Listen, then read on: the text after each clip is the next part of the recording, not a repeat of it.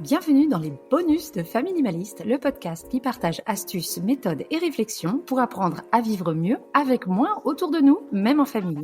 Un lundi sur deux, je vous fais un petit épisode rapide où j'aborde une problématique très précise en espérant vous faire avancer dans votre tri ou votre pratique minimaliste. Et si vous voulez plus de contenu, rendez-vous tous les jeudis pour des épisodes plus longs. Allez, c'est parti pour l'épisode du jour. Aujourd'hui, on va aborder un sujet brûlant, un vrai défi du quotidien, le rangement de la salle de jeu des enfants. Je sais, je mérite probablement le prix Pulitzer pour mon courage d'affronter les vrais problèmes de notre époque. Alors, quand on parle de salle de jeu, on pense souvent à une pièce dédiée. Mais soyons honnêtes, pour beaucoup d'entre nous, la salle de jeu, c'est plutôt un coin du salon qui a été envahi par les jouets. Et vous savez quoi ? C'est tout à fait normal et ça peut très bien fonctionner. Personnellement, j'aime beaucoup l'idée d'avoir une salle de jeu ou un coin jeu bien défini plutôt que de tout avoir dans la chambre. D'abord, ça permet de rassembler tous les jouets au même endroit. Les jouets sont faciles à trouver et, en théorie, au moins plus faciles à ranger. On dit bien en théorie, on s'entend. Et puis, avoir un espace séparé des chambres, ça permet de garder les chambres comme des espaces zen qui invitent au sommeil et à la relaxation. C'est pour ça d'ailleurs chez nous qu'il n'y a pas de bureau dans les chambres. On essaye de séparer les devoirs des chambres. Croyez-moi, quand on a passé la journée à marcher sur des Legos, on apprécie d'avoir une chambre sans jouets à traverser pour faire un bisou à notre enfant. Petite parenthèse, mais c'est cet exemple précis qui m'avait permis de motiver numéro 1 à désencombrer sa chambre. J'avais fini par refuser de lui faire un bisou dans le lit car j'arrivais pas à atteindre le lit sans me faire mal aux pieds ou casser un truc. Mais comment s'y prendre pour désencombrer et ranger cet espace de jeu ?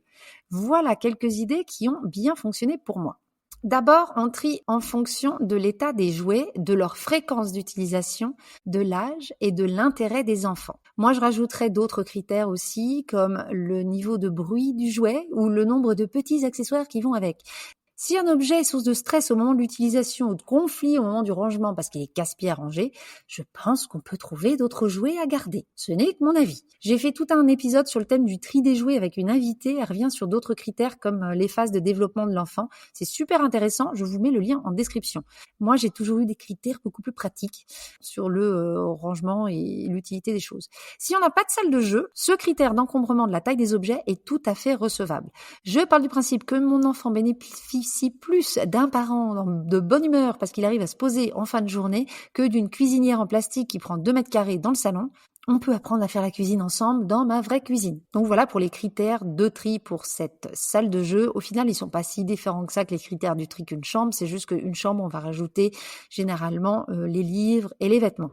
Une fois qu'on a fait le tri, il faut penser à la facilité du rangement. Si on veut que les enfants participent au rangement, et on le veut, croyez-moi, il faut que ce soit simple pour eux. Un point crucial quand il s'agit de rangement, c'est qu'on se limite par rapport à l'espace dont on dispose. C'est-à-dire que si on décide que tout rentre dans un meuble dans le salon, tout doit rentrer dans ce meuble de salon. On n'achète pas plus grand ou un second meuble ou on ne laisse pas un bac en plus que l'on va rajouter à côté du meuble parce que plus rien ne rentre.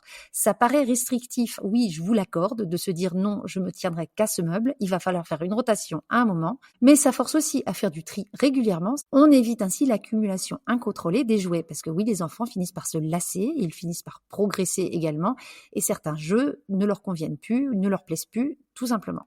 Quand les enfants sont en âge, c'est super de les impliquer dans le choix de l'emplacement des rangements. Alors quand c'est un coin dans le salon, c'est peut-être pas forcément pertinent, c'est peut-être à vous de décider comment vous voulez votre salon. Si vous pouvez le faire, ça peut être bien. Non seulement ça les responsabilise, mais en plus, ils seront un peu plus enclins à utiliser un système qu'ils ont aidé à mettre en place.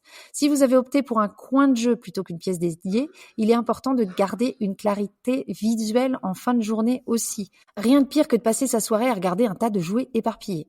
Les placards avec des portes, mais à l'intérieur des boîtes sans couvercle, ça marche bien pour tout le monde parce que comme ça, on peut sortir quelques jouets seulement pour les enfants, on sort les boîtes qui nous intéressent, on ferme le placard, les enfants sont pas distraits par tout ce qu'ils voient et nous, c'est un petit peu plus serein, on n'a pas l'impression de vivre chez Toys R Us. Organiser l'espace des jeux des enfants, c'est un peu comme jouer à Tetris. Il faut de la stratégie, de la patience et accepter que parfois tout s'écroule et qu'il faille recommencer. Mais quand on trouve le bon système, c'est très satisfaisant. N'oubliez pas que chaque famille est unique. Ce qui fonctionne chez les uns ne marchera pas forcément chez les autres. Donc, renseignez-vous autour de vous sur ce qui fonctionne chez vos amis. Ça peut vous donner des idées, mais l'important, c'est de trouver un système qui convient à votre famille, à vous, à votre espace et à votre mode de vie.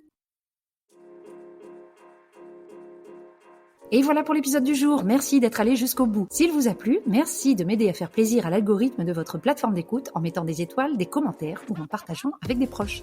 Je vous invite également à vous balader en description pour télécharger mes ressources gratuites comme la fiche méthode de l'épisode, ma liste de 20 défis tri et ma checklist de tri. Vous pouvez aussi vous préinscrire pour le prochain programme d'accompagnement au tri. Je vous dis à très bientôt et en attendant, n'oubliez pas, vivre avec moins, c'est vivre avec mieux.